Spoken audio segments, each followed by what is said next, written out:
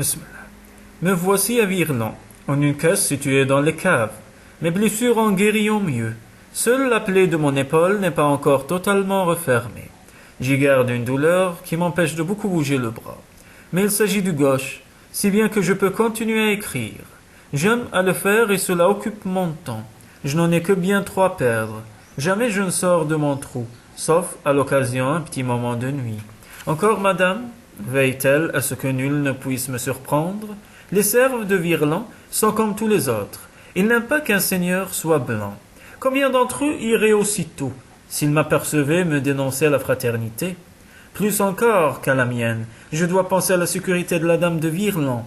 M'avoir caché lui vaudrait sûrement un procès pour complicité. Elle risque pour moi le bûcher. Dieu sait si je lui en ai grande reconnaissance. Dame Hachel est une femme déjà d'âge, dont les cheveux blanchissent. Ils sont aussi légers et fins que ceux d'un petit enfant. Des mèches folles s'échappent toujours de son chignon. Elle a le caractère doux et une grande facilité à la gaieté. Elle est si petite et frêle qu'il est difficile de l'imaginer affrontant les difficultés de la vie.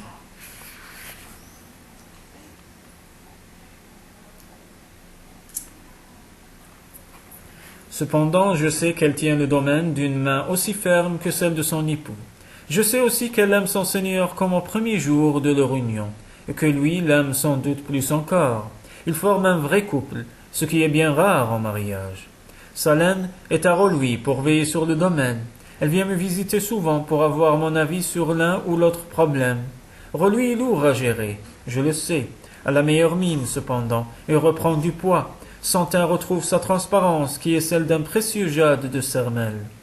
Sur mes conseils, elle a raconté à quelques bonnes langues qu'elle portait l'enfant de Girane, et qu'elle était en bien grand malheur d'avoir perdu son promis avant les noces. Ceci sur un ton de confidence, en priant que l'on lui garde le secret. Les dames admises à écouter cette confession ont été choisies parmi les plus bavardes. Nul doute que le secret ne se répande qu'en feu de prairie. La guerre s'éternise, et elle se rapproche. Les Verts ne remportent pas que des victoires. S'ils sont mieux entraînés aux armes, ils sont moins nombreux que les Blancs. 3 révoltes ont ensanglanté des domaines de notre région. La surveillance, réduite dans ses effectifs par le départ en guerre de nombre de ses membres, ne sait plus où donner de la tête. Il y a eu des excès, de part et d'autre. Les Serbes ont torturé des Verts à mort. Et la surveillance torture les Blancs, qu'elle peut attraper. Dieu, je ne peux rien approuver en ceci. Qu'ils soient verts ou blancs, les hommes vont trop loin dans la férocité. Madame en est plus encore que moi écœurée. Elle dit que parfois l'excès de souffrance qu'endurent les victimes lui parvient, en perçant les barrières qu'elle élève en son esprit, ce qu'elle ne peut supporter, même un petit moment, sans être près de perdre sa raison.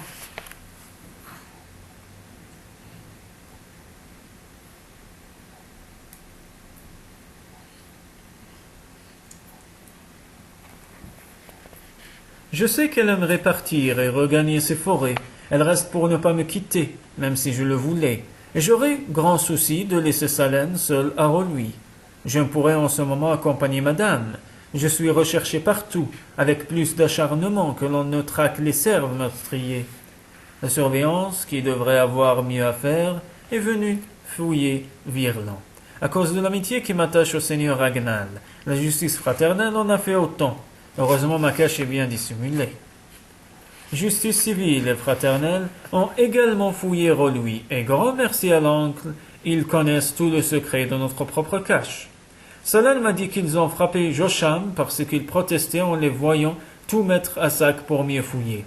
Il a fallu qu'elle intervienne énergiquement pour les empêcher de le tuer de coups. Dieu, quelle époque nous faut-il vivre? J'ai appris à me battre, mais je ne suis pas homme de guerre. J'aime bien trop la paix. J'ai conseillé à madame, en la sentant trop peinée, de partir seule. Elle s'y est refusée. Elle sait bien que mes mots contredisent mon cœur, et que je sécherais comme une vigne sans eau si elle me quittait sans elle. Je suis presque aussi cloîtré en ma cache comme mon ancienne cellule. Faute d'ouverture, il m'y faut vivre à la chandelle. Dieu ne jamais voir le soleil pour combien de temps? Salène est venue m'annoncer que l'oncle et la tante sont rentrés à Rolhuis.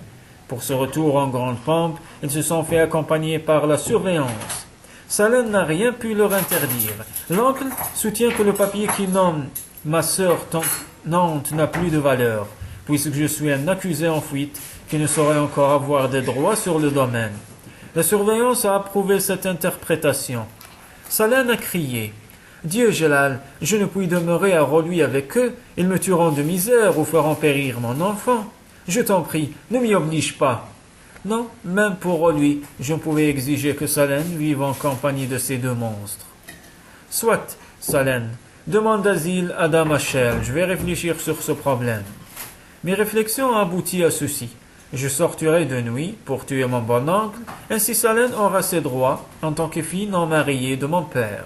En pays Nefra, les femmes ont, Dieu merci, droit d'héritage, même si ce droit ne vient qu'après celui des hommes du plus proche sang. L'histoire dit que le seigneur Jouvert, un très ancien tenant du Nefra, fit passer cette loi pour protéger sa fille, qu'il aimait avec passion. Les petits soucis des hommes se mêlent à leur histoire et la modifient. Madame n'a pas trouvé mon idée bonne. Il faut savoir attendre, Gélal. Pour le moment, ton oncle se méfie. Tu lui fais si grande peur qu'il ne vit plus qu'avec les gardes qu'il a engagés pour sa protection. S'il ne couche pas dans son lit, au moins dorme-t-il devant sa porte. Et même si tu réussissais à forcer ce barrage, qu'en adviendra-t-il? La surveillance vengera ton oncle. Nous pouvons le faire sur toi. Elle feindra bien de croire les serves de Roluis. Coupable de ce meurtre. Veux-tu changer la conscience de ce qui en résulta? En tant que directeur, Jossam sera torturé le premier. Je crois que tu l'aimes bien.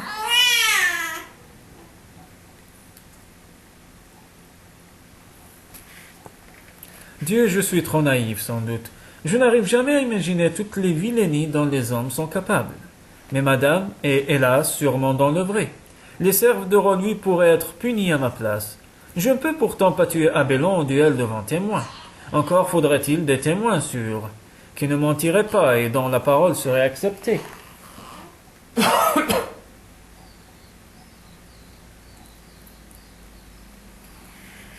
Existe-t-il jamais une solution à un problème? Je n'ai pas tué l'oncle, mais les serfs de Roluis ne s'en trouvent guère mieux. Le mauvais chien en a fait pendre 4 sous des prétextes futiles, et il ne se passe de jour sans qu'homme ou femme ne subisse le fouet. Mon père doit s'en retourner en sa tombe, lui qui riait de voir les potences de Roluis se désagréger aux intempéries.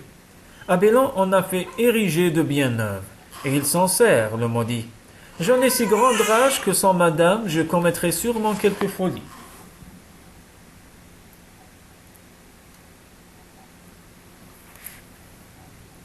Salem, qui s'était rendu à Roluis pour y prendre son linge, en est revenu si indigné qu'elle sanglotait. Il a fait fouetter Molag, Gélal, son don n'est qu'une plaie. Tu sais comme elle est bavarde. Il a dit que si elle n'apprenait à mieux tenir sa langue, il la lui ferait arracher. Dieu, Gélal, même en paradis, notre père ne doit plus être en repos. En son nom, j'ai fait à Abélon des reproches.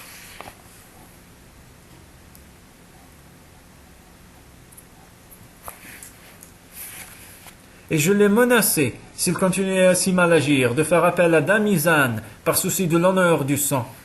Croirais-tu qu'il a eu le front de me répondre?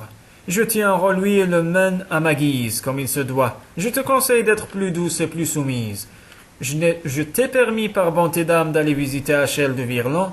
Je pourrais changer d'avis et exiger ton retour immédiat. Tu n'es pas mariée, ma fille. De plus, je suis très étonné d'un bruit qui court. D'aucuns te disent grosse de girane, je te vois le ventre plat, mais sous toutes ces jupes, pour plus de certitude, je pourrais te faire examiner par ta tante. Gélal, j'ai été lâche, j'avais si grande peur que je me suis enfui au plus vite. S'il m'obligeait à regagner Roluis et découvrir ma grossesse, il tuerait mon enfant. Lui sait bien qu'il ne peut être de girane. Oui, et l'oncle n'hésiterait pas à torturer Salem pour lui faire avouer le nom de son amant. Inutile de préciser ce qu'il ferait d'une nièce portant un bâtard blanc. À force de retourner le problème, j'ai bâti un plan qui tient compte. Je crois, de toutes les données, madame ne l'approuve pas, mais elle m'aidera, s'il en est besoin. Il me faudra encore obtenir l'aide de Dame Achel et celle de Josham.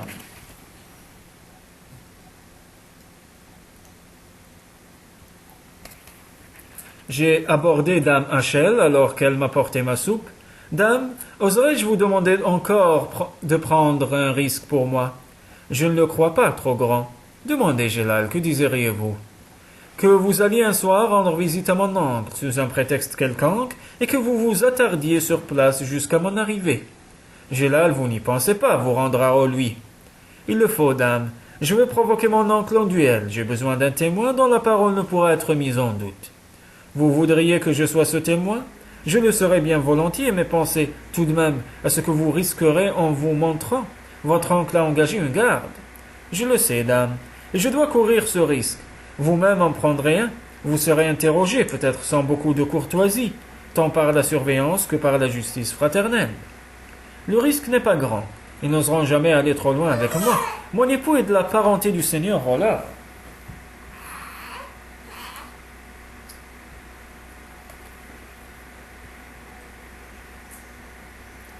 Je connaissais ce détail et mon espoir de voir accepter le témoignage d'Achel de Virlon reposait sur cela. Il la questionnerait, sans doute sans beaucoup de douceur, mais jamais il n'oserait la maltraiter. J'agirai selon votre désir, Gélal. Cependant, je crains beaucoup plus pour vous que pour moi. Dame, je n'ai pas le choix. Pour la mémoire de mon père et pour la promesse que je lui ai faite, il me faut agir. Soit, j'irai donc visiter votre oncle qui en sera grandement surpris. Il sait bien que je ne l'aime guère. Je calmerai les soupçons qu'il pourrait avoir en disant que je viens lui parler de Galin, de Salène, dont la santé m'inquiète. Faites-moi savoir quel jour je devrais me rendre à Rolhuis. Je ne sais pas encore, dame, mais ce sera bientôt. J'ai envoyé Salène à Rolhuis pour parler à Jocham avant de me risquer à visiter mon oncle. Il me faut être sûr que les serfs de Rolhuis ne me gêneront pas. Salène doit prier Jocham d'organiser une réunion, sous quelques prétextes assez absorbants, pour que les serfs y assistent tous, et y discutent à grands cris. Il ne me restera plus qu'à les souhaiter trop occupés pour prendre garde à ce qui se passera hors de l'enclos. De plus, la réunion leur servira d'alibi. Ils ne m'auront pas vu. J'ai misé sur ce fait, qu'il m'approuve ou non. Jocham ne me trahira pas. Il saura garder son calme si on le questionne. Je ne pense pas lui faire courir un trop grand risque. Le témoignage de la dame de Virlon le couvrira. Après le duel, je crierai sur place un papier que dame Achel remettra aux enquêteurs. J'y consignerai toutes les raisons qui m'ont conduit à réclamer de mon oncle un droit de vengeance, tant les fausses accusations portées contre moi que la tentative de meurtre sur ma personne. Je me suis décidé trop tard, comme toujours. Il semble qu'en ma vie, je sois voué à regretter d'avoir trop bien appris, comme le voulait mon père, à contrôler mon impulsivité. Salène est rentré de Rolhuis affolé, les yeux hors de la tête. Gélal, l'oncle est mort. Voilà une nouvelle qui me causa un choc, mais de bien grande joie. Il a été tué la nuit dernière avec ses gardes par un groupe de nos serfs qui ont pris la fuite. Idélie est grièvement blessée. On ne sait si elle survivra. Dieu me pardonne, j'espérais bien que non. Je devais faire une mine bien heureuse. Salène s'exclama. Ne te réjouis pas, Gélal. Je serais certes aussi joyeuse que toi si cette histoire n'avait une méchante suite. La surveillance a pris 10 de nos serfs au hasard, et Jocham, ils seront tués par représailles, et Dieu sait qu'ils n'auront pas une mort aisée. Je suis arrivé en plein drame, et j'ai passé des sabliers de temps à tenter de consoler ces futures veuves, qui me suppliaient d'intervenir en embrassant mes genoux. Dieu sait trop d'injustice. Abélon a bien mérité son sort, mais faut-il qu'il continue à nous tourmenter jusque dans la mort? J'avais reçu trop de chocs à la fois. Je peinais pour trier mes pensées. Retourne de suite à Rolhuis, Salène, et reste ici. Le domaine a besoin de toi. Je le sais, et je pensais bien retourner, mais la tâche est bien dure. Que crois-tu que je ressente? Je ne peux croiser un blanc ou une blanche sans qu'il s'accroche à mes jupes, en me suppliant de sauver le condamné, alors que je suis impuissante. Salène ne pouvait rien faire, en effet. Un recours à dame Issane lui parviendrait bien trop tard. En temps de guerre, la justice devient expéditive. Quand vont-ils les exécuter? Pour les funérailles d'Abélon. Imagine qu'ils m'ont demandé d'en fixer la date. J'ai dit être trop bouleversé pour prendre ainsi une décision. Mais ils y reviendront à la charge, et de toute façon l'oncle ne peut pourrir sans qu'on l'enterre. Rentre à Rolhuis, Salène. Gagne un peu de temps, dans la mesure du possible. Sais-tu où ils vont incarcérer nos serfs? À Le Chêne, à ce qu'ils m'ont dit. Pourquoi, Gélal, que comptes-tu faire? Tenter de les libérer si je le puis. Gélal, ma sœur s'affolait. Sans parler des autres, je ne peux les laisser torturer Josham. Durant mon enfance, j'ai souvent cru qu'il était mon deuxième père. Et que dira Daven quand il reviendra si j'ai laissé mourir son père sans rien tenter? Par le sang de ton enfant Salem, Daven est mon frère. J'ai parlé à madame la nuit, durant que je prenais un peu d'air dans les jardins de Virland. Madame y demeure, en se cachant pour n'être pas vue des serves. La justice fraternelle ne la recherche pas. Les frères pensent que j'ai fait disparaître cette plante par magie. Mais il ne faudrait pas que quelqu'un l'aperçoive. Madame savait déjà tout des récents événements et de la décision que j'avais prise. M'aideriez-vous, madame? Oui, dans la mesure de mes moyens qui ont quand même des limites. Nous devrons nous déplacer. Je ne peux écouter les pensées de trop loin. Avec une cape et un capuchon, je peux passer pour femme verte. Toi, tu peux passer pour serve, en portant des vêtements appropriés. L'aventure sera cependant très risquée. Tu t'en doutes? Je ne m'en doutais que trop. Réussirions-nous? Pourrais-je, à moi seul, investir une prison? Même avec l'aide de madame et de ses pouvoirs?